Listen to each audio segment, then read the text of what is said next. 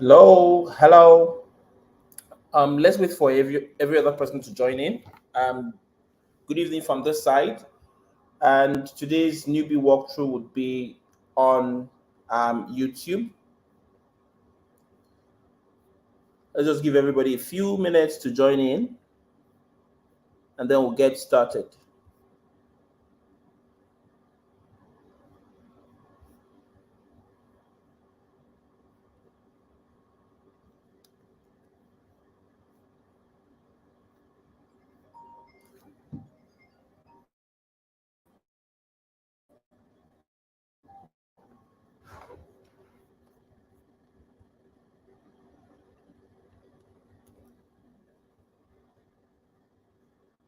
Let's give everyone a few minutes to join in, and then we'll get started.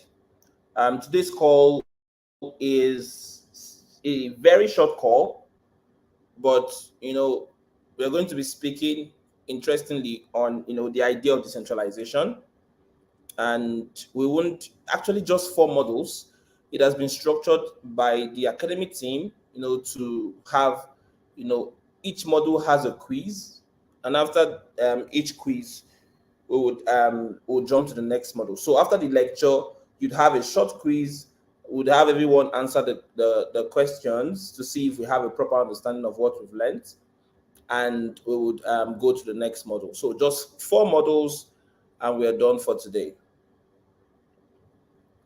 So let's still give everybody a few minutes. We'll start at exactly, 8:40.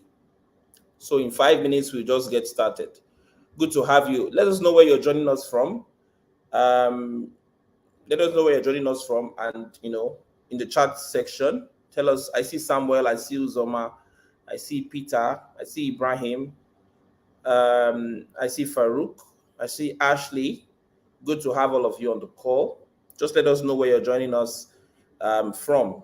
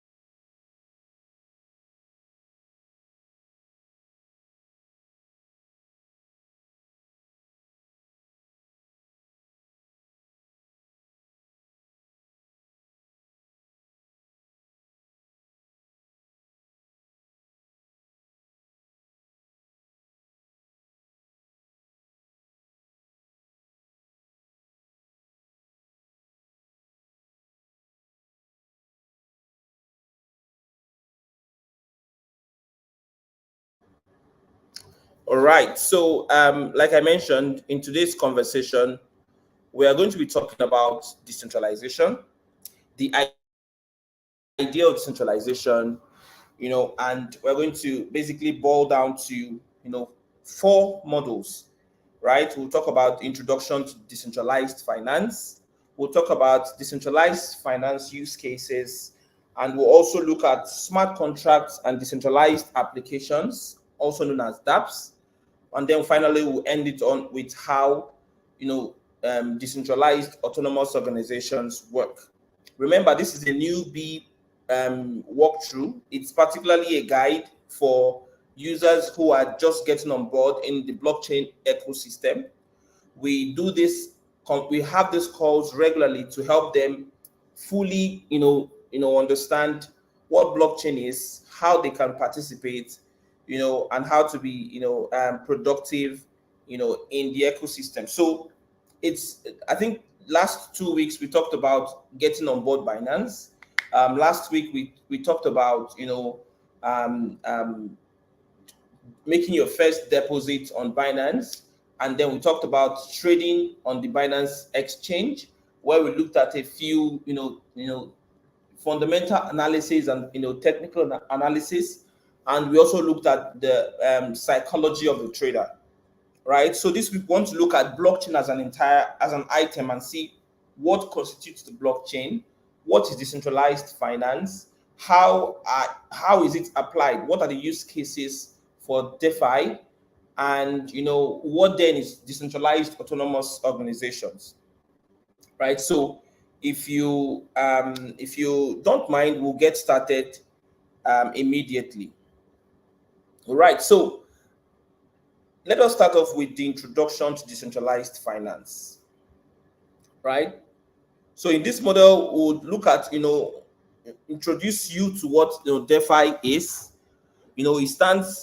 DeFi actually means decentralized finance, right? One of the core concepts of the blockchain is the fact that it powers decentralization, right? Meaning that control of decision making and execution is transferred from one centralized entity to a distributed network.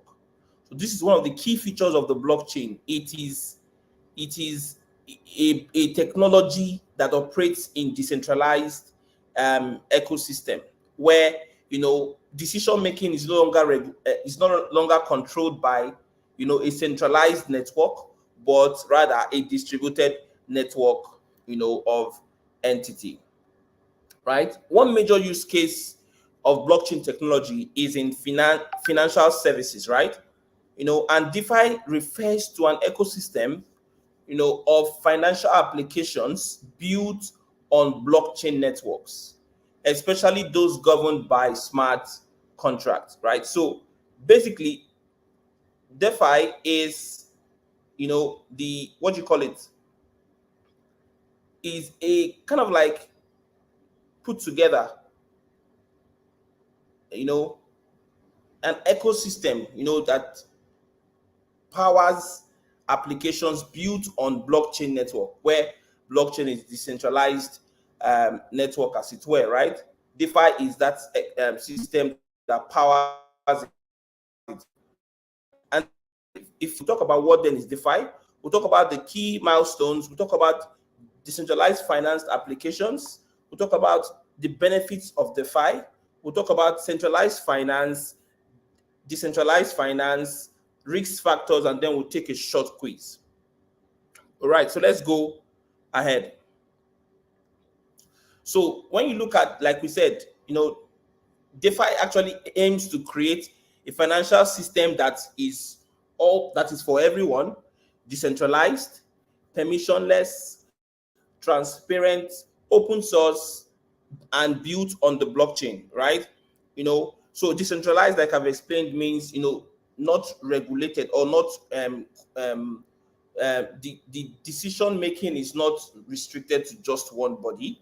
Permissionless means activity can go on when, especially as they are built on an automated system, a smart contract system, right? And then transparent means every transaction, though permissionless, is transparent. Everyone operating in that distributed network has access to any information that they so wish to gather, right? So it is a transparent system, and it is open source, yes, meaning someone can build on the network or build on an existing infrastructure in the decentralized finance ecosystem. And then it is actually powered by the blockchain, right? Users actually are able to retain complete control over their assets. Users of the decentralized finance systems are able to interact with themselves on a direct basis, on a peer-to-peer decentralized application, and then users enjoy wider financial inclusion. So this is basically a solution that will work for the ordinary man in the streets. How so? I have access to one of the biggest financial markets, even though I'm not, in quotes, a qualified financial analyst or investor, as it may be, or I'm not among the creme de la creme. As far as I can interact on the blockchain and with decentralized finance platforms, I have access to all of those from my point of connection.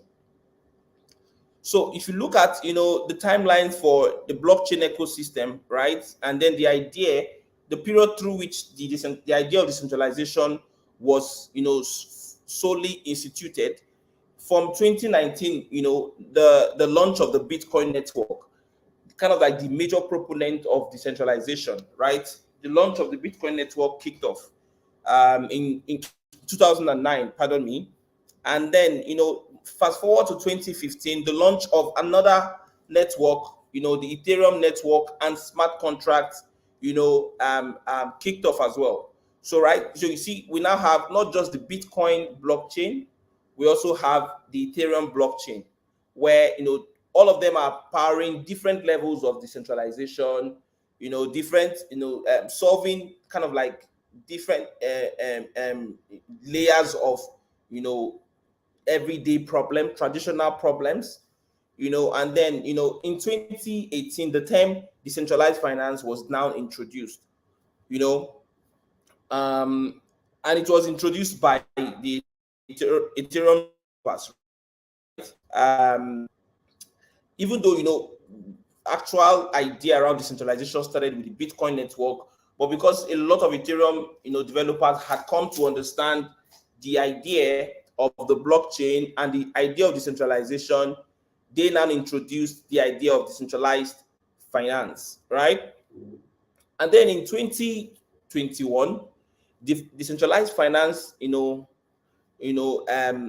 a very sharp growth, right, in terms of trade volumes, had a very sharp growth of about $250 billion in, combined trade volumes of the markets, right? So kind of like showing you, points of origin to points where it currently is, and is even going further as it were. So the decentralized market, it shows you that the use case for DeFi in our world as it is today is high, is actually very relevant, and has been making good waves across the globe. If you look at a few decentralized applications, um,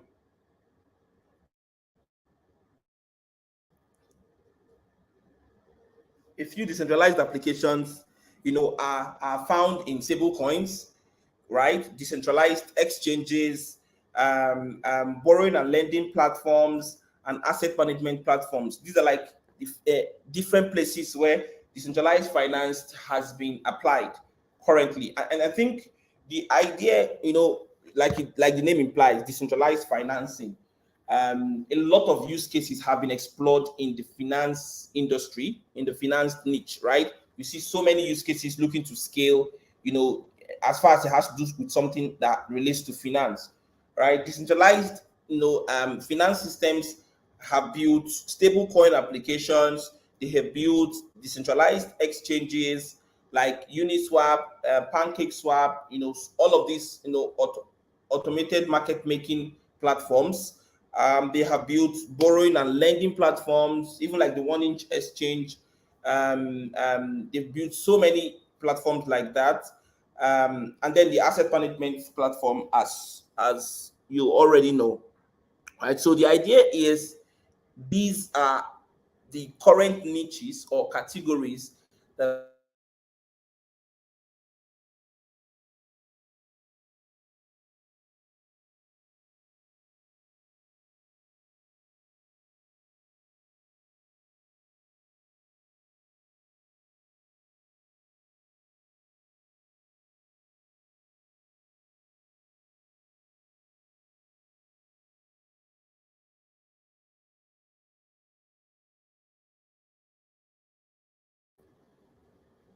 yeah, sorry, network tripped off for a bit. But can you hear me? Can you guys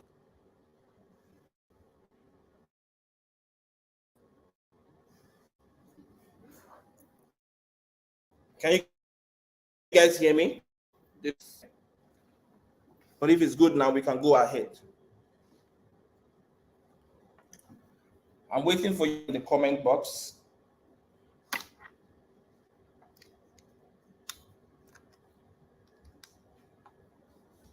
Oh, cool. Thank you. So if you can hear me, let's go ahead. Right. So the idea of decentralization definitely has a few benefits that helps it stand out, right?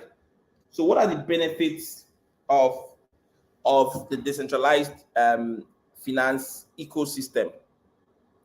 right? Anyone can create a crypto wallet and begin using decentralized finances. This is a solution, that has to do with accessibility. It was difficult for, just imagine, let's start off with some illustrations. Imagine a farmer, a farmer in one of the remote villages looking to access.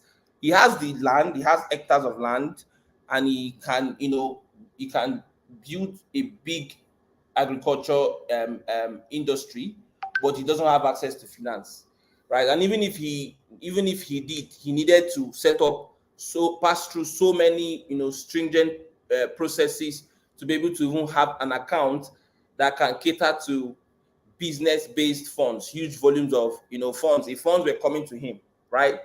So there are so many roadblocks for the ordinary man, right? But what the DeFi system does is it makes it accessible. It is easy for any man to pick up his phone, set up a crypto wallet, and begin to use the decentralized finance systems on his phone from the comfort of his home, right? No minimum account balances on a different DeFi ecosystem. This is very, very important. This is also very dicey, right? So there are no limitations in terms of what you can, have on your interface, and then no minimum account balances, for you to be able to use the platform. You can start off with the least, and you can also do it, with the most. No identification, verification, no identity verification, right? And this actually is in relation to, depending on where you are, right? But I mean, the idea that you can get started at any time. This doesn't mean crypto is non-traceable, right? Right? It doesn't mean it is non-traceable, but the idea that you can use crypto, you can get started without having to provide all forms of KYC. Imagine you were to take a loan from a bank to start up a business. You definitely need to bring so much referrals, referees. You need to bring so much information, so much details about your history. You have to confirm that you're not going to run away with the funds. But I mean, for DeFi ecosystem, there's accessibility to all, right? And then financial inclusion. DeFi can improve financial inclusion, making financial services available to everyone within the internet, right? So everyone who has internet on their phones basically have access to finance, and the financial market, as it were, right? So this is another solution that decentralized finance brings, to the everyday man, right? The fact that just because you have a wallet, a functional wallet, and you know how the operating system works, you have the potential to earn on the blockchain, right?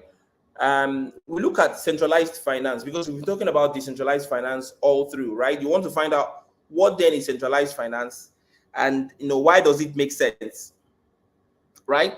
So not every financial service is decentralized with crypto, right? Some some crypto related activities are done in a centralized ecosystem. So even though you are dealing with decentralized digital assets, or digital assets that do not need any forms of central regulation, some platforms have been built such that they need to provide centralized um, services that, even though you still have access to digital assets, you still do it within a confined region. And these are like the places where you have centralized exchanges, right? Most of the exchanges that are operational today across the globe and are compliant with government regulations and policies are basically centralized agencies or exchanges, because they have to find a way to account for all of the transactions that are going on within. But nonetheless, the barrier to entry with CeFi, centralized financing, for the crypto industry is still far lower than that of a traditional financial system, right? So CeFi refers to crypto trades handled through a centralized exchange. Centralized financing refers to crypto transactions that are, executed using a centralized exchange. Centralized exchanges, like you already know, Binance, so many of them on the internet at present, that are rendering very good services and are doing so at, at the highest possible levels.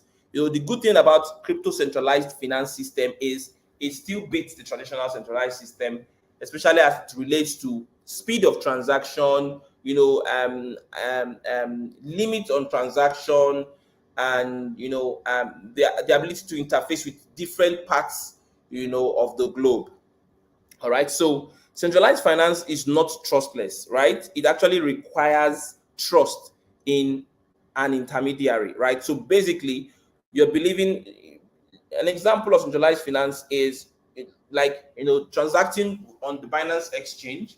You trust that if you have your assets on the Binance exchange and you carry out a trading activity, you trust that if you make profits, the profits are, pushed or are sent to your position, and then you trust that if you make losses, not more than what you have lost is taken away from your position, right? So basically, it's a trust-based system, built, to help users interact, accordingly. The next is decentralized finance, right? So decentralized finance basically, um, um, um, users complete trades via self-executing smart contracts, right? In DeFi systems, users basically, are transacting via, self-executing smart contracts. Users interact with each other using their own personal wallets without any middlemen, and users don't deposit crypto with any third-party entity. So basically, in decentralized finance systems, you are your own bank. You own and control, transactions on your interface, and I think the key here is you are like the sole director of your finances here, right? The risks, involved in decentralized finance systems, is where you have, let's say, you have your wallet operational, maybe Trust Wallet, and then you interact with, DeFi platforms on the Trust Wallet. It's possible you interact with platforms that could, that could help do away with your coins. Is a possibility. Risk levels are high in DeFi systems, no doubt. But it doesn't go to way to invalidate the idea of decentralized finance, right? So the risk levels are high. The risk of getting hacked or scammed. Most of the time you hear news about DeFi systems getting hacked. But the good thing about decentralized finance, like it mentions, is in the first point, users complete trades via self-executing smart contracts. That is to say, if I have a smart contract that has been built to execute a particular trade at a particular time, when a particular condition is fulfilled, then there's nothing that can change that from happening, as it were. All right, so that's the idea of decentralized finance. You have, access to self-executing smart contract, transactions. You have, the ability to interact with, your wallet directly without having any middleman or any third party, as it were. All right, so a comparison between centralized finance and decentralized finance. Remember, guys, there's a quiz at the end of this one. I think we are almost at the quiz. What then are the advantages and the disadvantages of the both? In this case, we have taken care not to call it disadvantages. We call them limitations, because we expect that in these systems, in the crypto industry, these limitations can be mitigated at some point. Sometimes they can't, but most times they are. So the advantages of the centralized finance system is it gives you convenience, right? It is less technical as well. Fiat to crypto trading services are fully available for centralized finance system, and this is available because you have to pass a lot of KYC checks, and that the exchanges will be answerable to the the law enforcement, the government, bodies, they will definitely want to be answerable to those guys. You want to be able to have anti-money laundering policies, know your customer policies in place for you to be able to use the centralized finance, and that is why it is a lot safe to use those platforms, because we expect that your transactions are hopefully not going to hit a rock. And then there's customer support as well. Customer support ready available to provide the users with services and support, during their time on the platform. And then the limitations at centralized finance is it requires you to trust in the third party. So, and this is the problem, because at some point this was a selling point of traditional finance systems. The banks want you to trust them, that they are the best guys to hold your assets, and then you trust the banks, and the banks take your assets and trade it with them, make huge profits, and return it to you almost without any difference, right? So the idea of trust is fast fading, fast fading across the ecosystem. But no, that is the limitation of centralized finance. And then there's less privacy, right? The fact that you are going to have to make available, your KYC to the system. It's actually a lot a lot stringent. So those are like the limitations for centralized finance systems. And then you know for the decentralized finance system, right? You see that you have complete control, over your assets, complete control over the activities going on your platform, right? So if you have, let's say, a decentralized wallet, you know, no one can come into your trust wallet and ask you, oh, what why do you have such amount of currencies in your wallet, and what have you. And then you have more privacy, to your assets. You have more privacy, and it is actually trustless. And then the limitations at DeFi are also that it requires experience and a lot of research, right? This is why we advise people to not jump into decentralized finance systems if you don't have a clear understanding of what it is and how it operates, right? It requires you to have some great amount of experience and back it up with some research, right? It requires, there's some potential technological failures in the systems, right? And then it's possible that it's easy to get hacked. There are security risks in the systems, and sometimes the system can be clustered. It can be, a clustered ecosystem, right? At some point. So, like risk factors, that you want to consider in decentralized financing, like we said, counterparty risks, right? Regulatory risks, software risks, risk relating to low cap tokens, right? So counterparty risks, basically, you're not certain, that's basically in centralized finance or not. Um, deposits, most times centralized finance, regulatory risks, what in decentralized as well. The fact that you're transacting on decentralized systems that are not regulated, you could easily, begin to mix your funds with, currencies that are kind of like under government scrutiny. So you want to be conscious of those as well. The software risk is basically the software is basically have to do with the systems, the smart contracts. Are they or the decentralized finance systems, are they easily hackable? Can somebody break into them and do away with funds, as we've always heard in most times?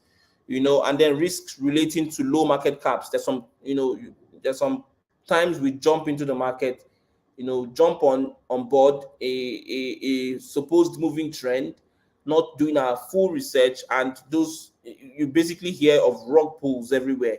It happens mostly in DeFi systems. So these are like risk factors in the decentralized finance systems. So let's look at the question, the quiz session for module 1. Which of the following statements are true? And you can choose all that apply. So the first statement says DeFi refers to an ecosystem of financial applications built on blockchain networks. Second one says DeFi refers to an ecosystem of financial applications built on centralized ledgers. In a crypto world, option C, every financial service is decentralized. And D, in a crypto world, not every financial service is decentralized. So what is the answer? Which of the following statements is true, from what we have just studied about decentralized finance and centralized finance? I'd like to see your answers in the comment section to be sure that you're following. Let me quickly view the Facebook. Let me quickly view the Facebook channel as well. I'd like to see your answers. Okay, Degos says A and D are true. Okay, A is true. Anak says A and D are true. Okay, let your answers keep coming in. You mark them yourselves shortly. I'm on Facebook as well. So if you're on Facebook, I'm also looking to see your answers. So type in your answers on Facebook and let's see which of those is true. All right, A and D. Okay, let's look at the answer. So the correct answer is A and D. So in the A says that DeFi refers to an ecosystem of financial applications built on a blockchain network. And then D is correct because in the crypto world, not every financial service is decentralized. So if you said A and D, you are very correct.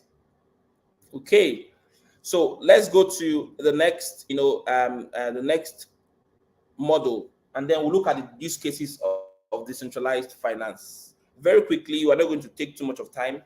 So we'll look at decentralized finance use cases. We'll look at stable coins. We'll look at borrowing and lending, decentralized exchange, automated market makers, yield farming, and then we'll take a quiz. Right? So with the crypto wallets and some crypto in it, you can basically use stable coins. You can borrow and lend cryptocurrency. You can use decentralized exchanges. You can participate in yield farming systems. You can make payments to, during transactions. You can buy insurance. You can get mortgages, right? So what are stable coins? Stable coins are, is a type of cryptocurrency which price is typically pegged to other assets like the US dollar or gold, right? So the idea of stable coins is that, their prices do not fluctuate, during rise and fall of the general markets. The reason why you want to have stable coins in this ecosystem is because the crypto market is very volatile, and it's a vital component of the decentralized finance ecosystem. All right. No, so some of the basic stable coins are the USDT, the BUSD, the USDC. All of those coins are like stable coins as well. So you can also borrow and lend on the ecosystem.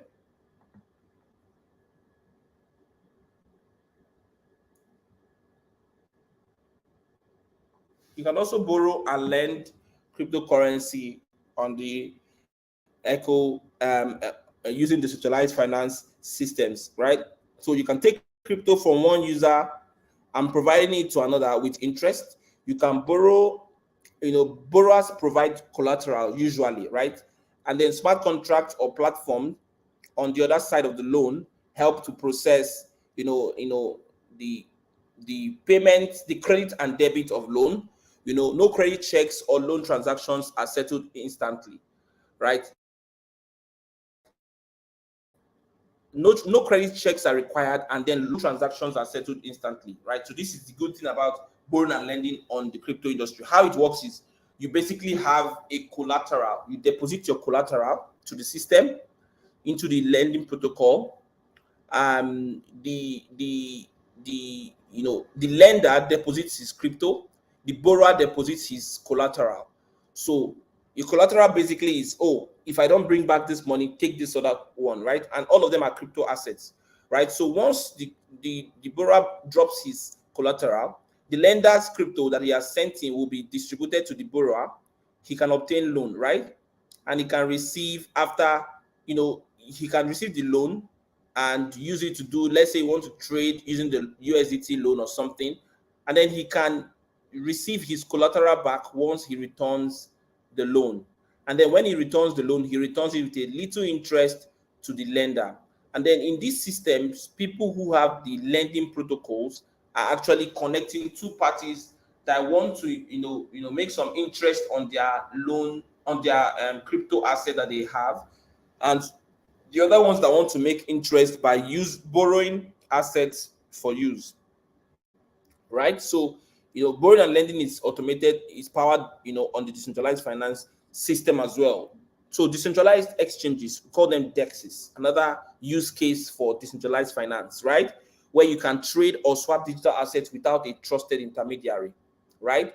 You can trade or swap digital assets without a trusted intermediary directly between users' wallets with the help of smart contracts, right? So if you look at the image on the right, you have smart contracts as the intermediary replacer. It replaces every forms of middleman, right? Based on the fact that, user to user automation and swap is powered by a smart contract. And that's why you have the DEXs. And that's another use case for the centralized finance system. Automated market makers is called the AMMs, right? And some exchanges known as automated market makers use liquidity pools to facilitate trading without directly needing a counterparty to match your trade. So what they do is they have liquidity pools on assets, on the systems. And then if you wanted to swap, one for another, based on the liquidity pool in place, you can swap token A for B, right? For a very small fee, right? So there are people who are called the liquidity providers. What they do is it's just something similar to the lending and borrowing, right? In this case, the guys who are making available liquidity are liquidity providers. And then the user can buy or sell token A and B, because there's a pool of value of those tokens that have been deposited by the liquidity providers, and then they will pay a transaction fee to swap, to buy or sell each of these tokens between themselves, and then the liquidity providers will earn the transaction fees from that activity. And another automated market maker can be like Pancake Swap, all of these 1inch exchange, Uniswap. These are like AMMs that power, swaps, crypto swaps on the decentralized finance platforms, right? So yield farming, another good use case of the DeFi system, refers to DeFi dApps that automates and optimize the yield gained across different protocols for the purpose of creating reward pools, staking, and other interest-bearing products. Basically, yield farming, you leverage, dApps, you making use of decentralized applications that will automatically optimize, yield across different protocols. So in under yield farming, you can earn in reward pools, you can earn by staking assets, and then there are other interest-bearing products that are available on the yield farming platform as well. If you check Pancake Swap, there's a whole lot, that you can earn on the side just by having, just by participating in a pool or staking your asset, as it were. So this is another use case for people who basically want to just keep their asset and allow it to generate funds for them. They can participate in pools, and they can participate in staking. Mind you, all the funds you provide to the system can also contribute to, in forms of liquidity. And so when transactions are happening in those pairs that you have, locked in, you're definitely earning fees as well. So let's take the quiz for this model. Which of the following is or are DeFi use cases? Choose all that apply. Which of the following is or are DeFi use cases? Number 1, crypto mining. Number 2, crypto borrowing and lending. Number 3, centralized exchanges. Number 4, yield farming. And number 5, decentralized exchanges. which of these are, DeFi use cases? Yeah, I'm looking to see your answers. Which of these are DeFi use cases? Is it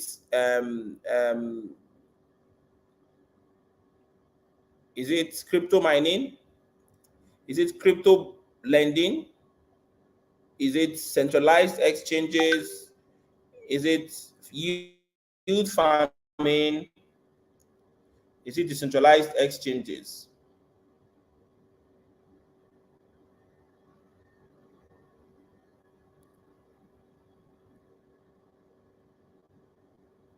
Okay. Um, Let me see if I can display the answer. So B, D, and E are correct. It's a crypto borrowing and lending is a service, is a use case. Centralized exchanges is not. Yield farming is a use case. Decentralized exchanges is another use case. Let's quickly go to the third model. This is the second to the last model for this course: smart contracts and decentralized applications. So what are smart contracts?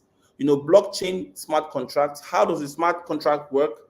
Smart contract characteristics, use cases and limitations. We'll talk a little about dApps, and then we'll take the quiz before we go to the final session for today. So smart contract is a tool that formalizes and secures computer network by combining protocols with user interfaces, right? Currently, we have self-executing, what do you call it?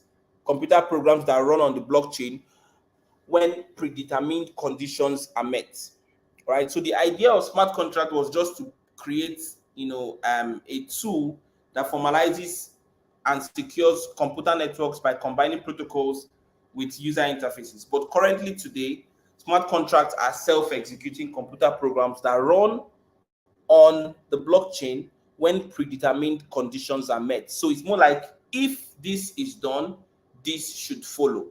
If else. So smart contracts are like if else statements mostly, where if a condition is met, another condition is executed, right? So the conditions are predetermined by computer codes, which is replicated and executed by all the network nodes on a smart contract, right? So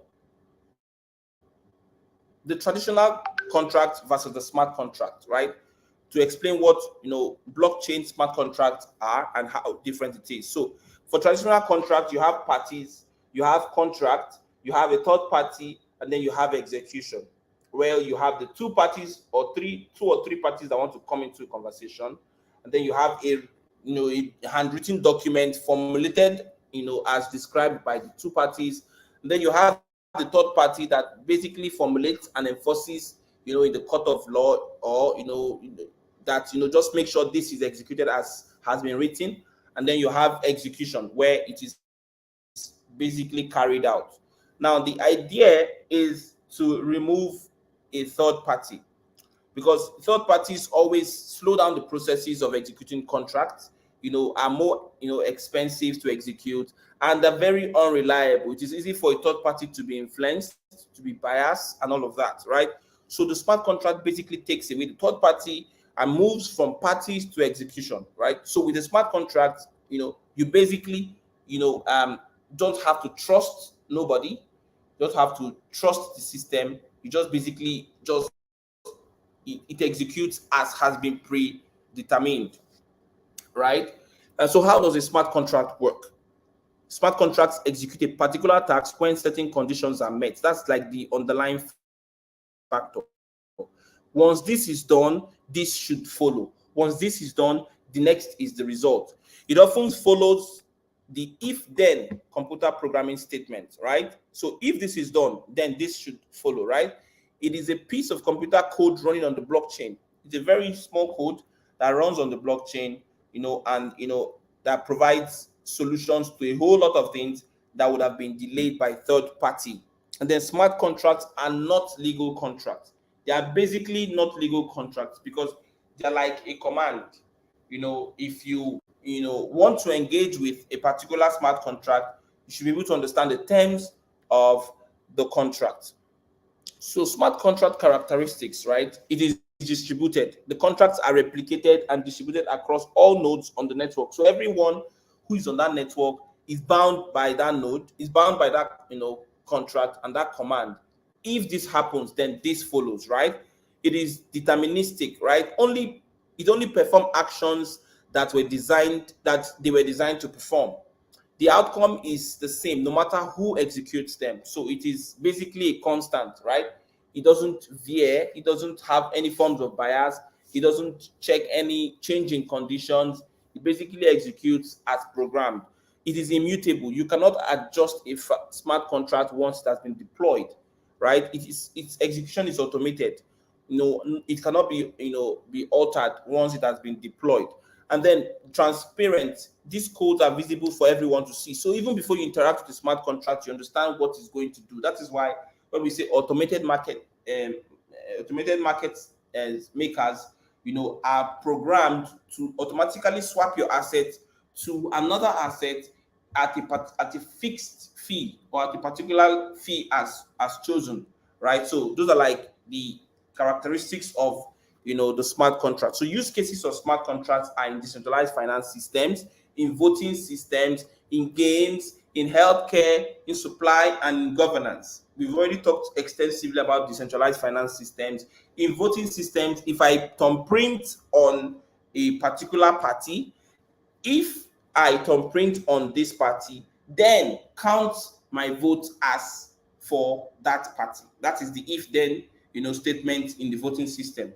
And the gaming system, such that if I press X on my PS5 and I press X together with a direction, then send a pass to Messi, from Neymar. Basically, that's another simple interaction, right? On the gaming systems as well. And then you could also use it in gaming NFTs as well, where if you have a gaming NFT, if I purchase a gaming NFT, then upgrade my level, to so and so on the gaming platform. Smart contracts can help execute that. Healthcare as well, and supply chain, and then governance. Those are like different places where smart contracts can be executed. I'm trying to make sure we keep it within time frame. So limitations of smart contracts are human beings write code, erroneous codes, right? Humans can write erroneous codes. And then, the fact that it's immutable makes it difficult to adjust. So if it were, maybe you had written something, an erroneous code, and wanted to adjust, you have to go over again. As far as you have deployed, you have to start from the very beginning. So what are dApps, right? dApps, or as called in full, decentralized applications, are applications that operate automatically, typically through smart contracts that run on blockchain networks. So decentralized applications, first of all, they operate automatically, and they are mostly found, on the blockchain networks, and are executing smart contracts. They are basically executing smart contracts. So characteristics of the decentralized applications are: they rely on blockchain network, they are open source, they are cryptographically secured, you can access, you can access them with cryptographic tokens. So anything built on the blockchain that powers, automatic transactions and are using smart contracts to operate are decentralized applications, right? So let's take the quiz very quickly before we go to the final module, and I'll allow you to go rest. The quiz is: which of the following statements is or are correct?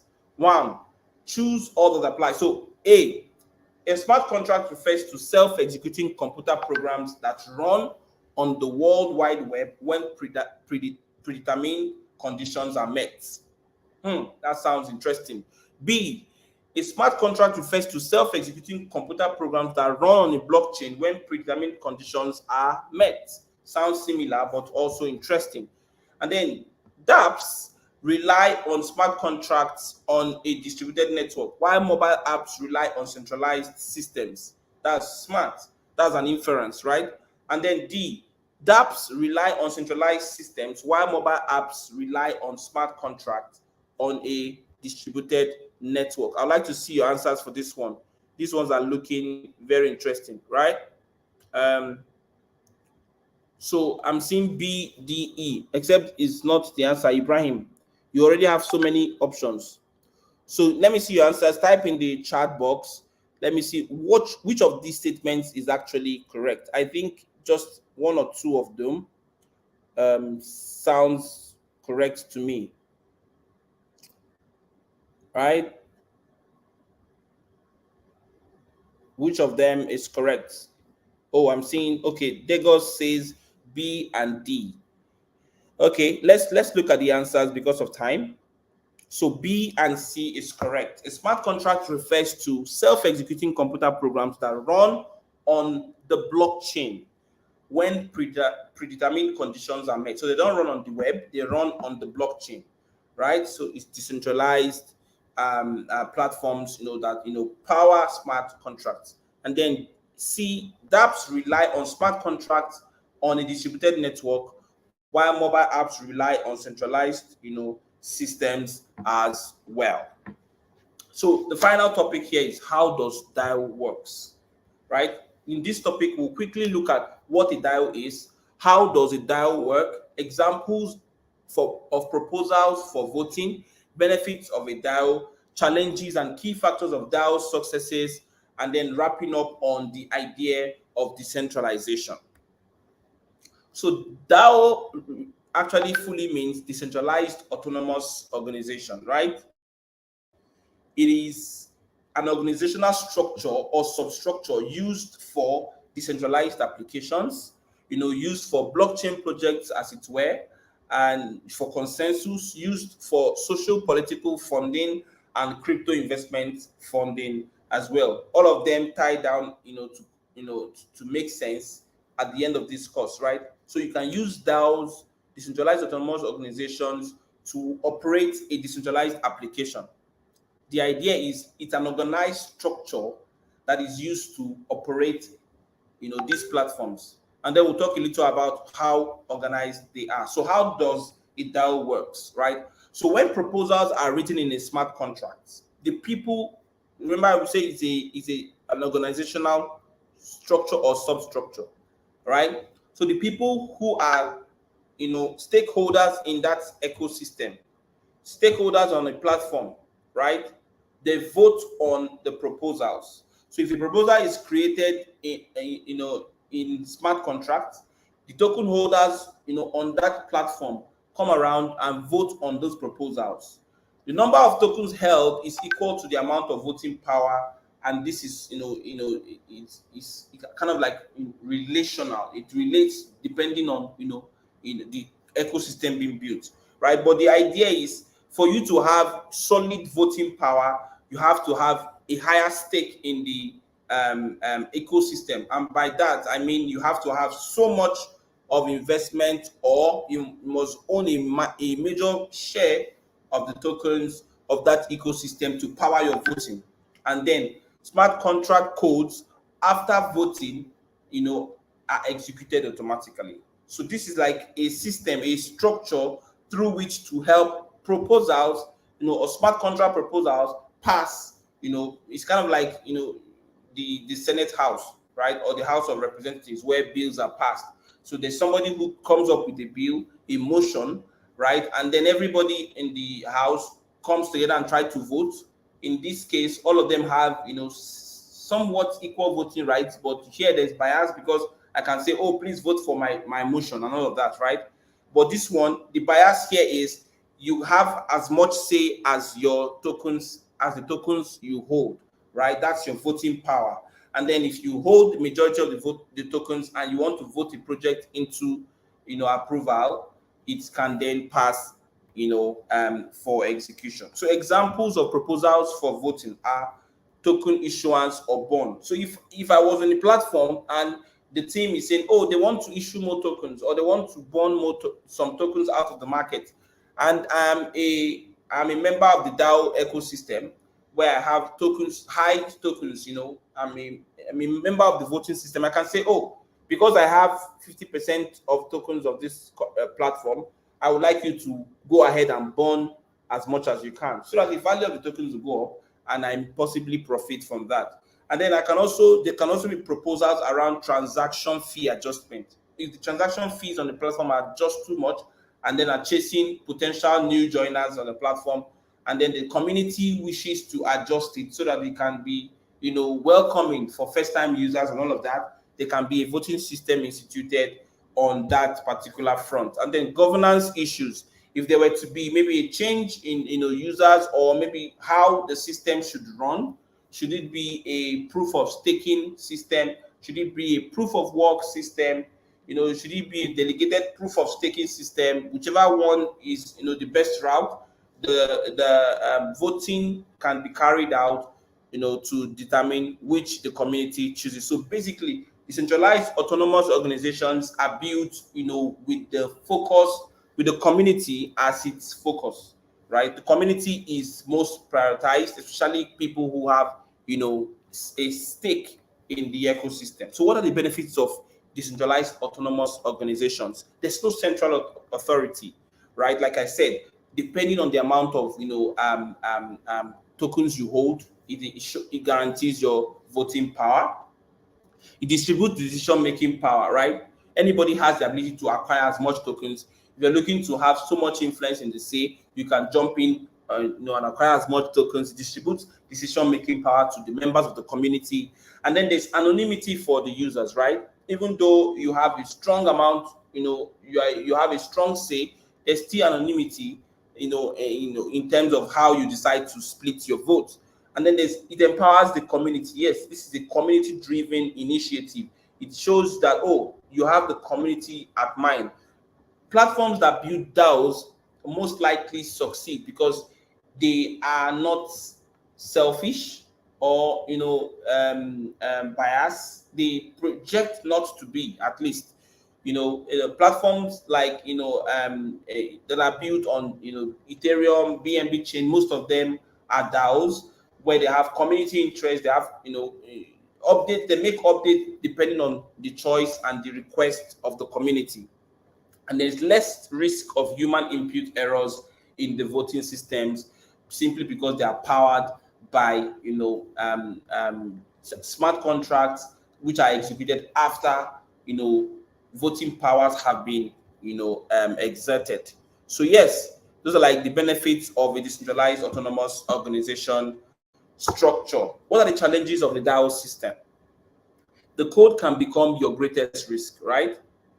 So you basically have a code that asks people to vote into a system, and they can actually become a problem. It can become the closest point for hack and all of that. The regulatory environment surrounding DAOs is uncertain. So these are like innovations in the blockchain industry, and they would at some point require some form of regulations, right? Even though the power is pushed back to the users, to the community, there's still some form of regulations required in the ecosystem. And then decentralization and immutability carry performance and security drawbacks, right?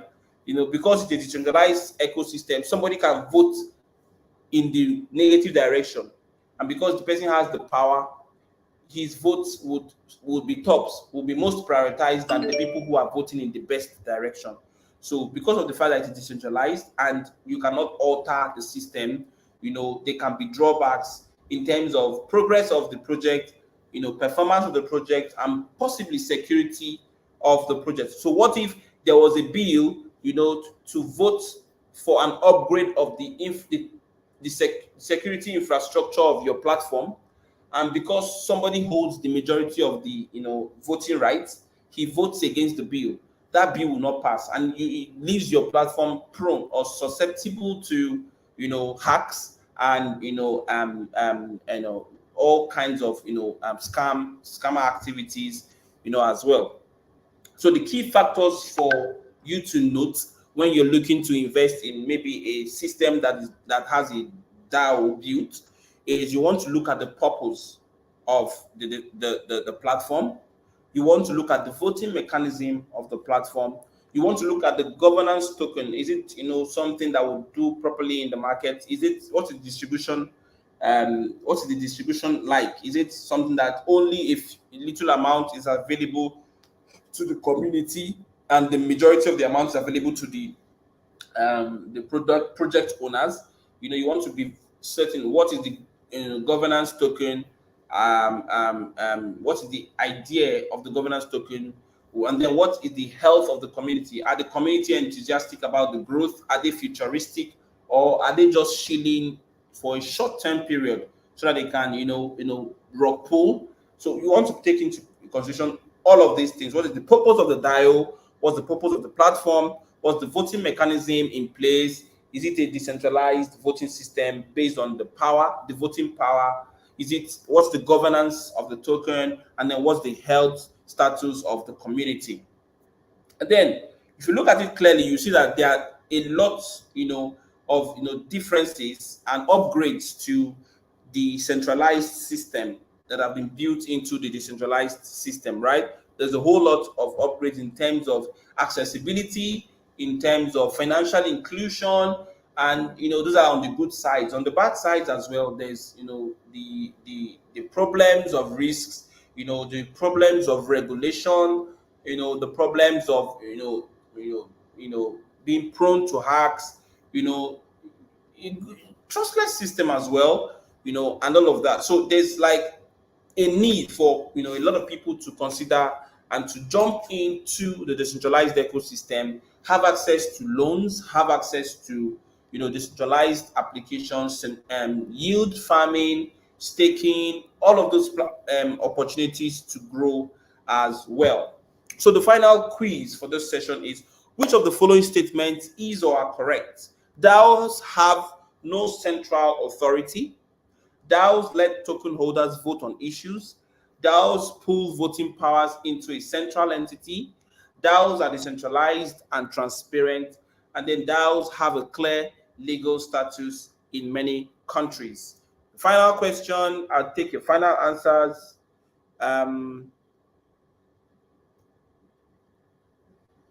Oh, somebody said some of us were following on Twitter. I hope he's still on Twitter as well.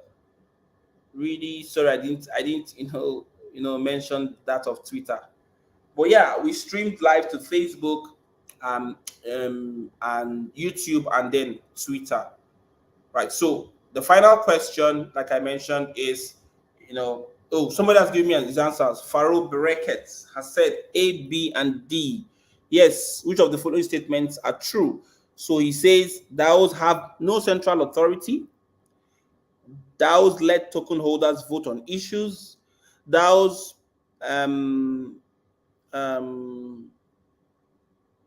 DAOs are decentralized and transparent. Okay. Some other person says ABC, where DAOs pulls voting powers into a central entity. Okay. Any ideas on Facebook? Any ideas on Facebook? I'm trying to see if there are any ideas on Facebook. Let me also see Twitter. No comments there. Okay, so let's look at, I think we got the most comments from YouTube, right? So let's look at the answer and see who is correct this time around.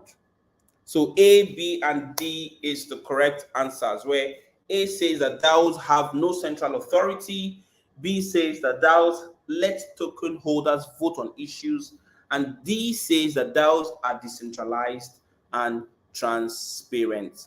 Thank you so much for being a part of this newbie walkthrough. We have taken a new dimension, to make sure there's forms of participation, and then there's feedback live on the call. I would come your way next time, I think earlier next week, Friday, around 5 p.m.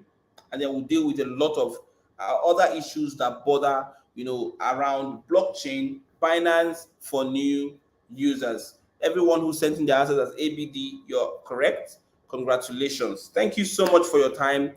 And yes, we'll take this session next week again. Cheers and have a great time.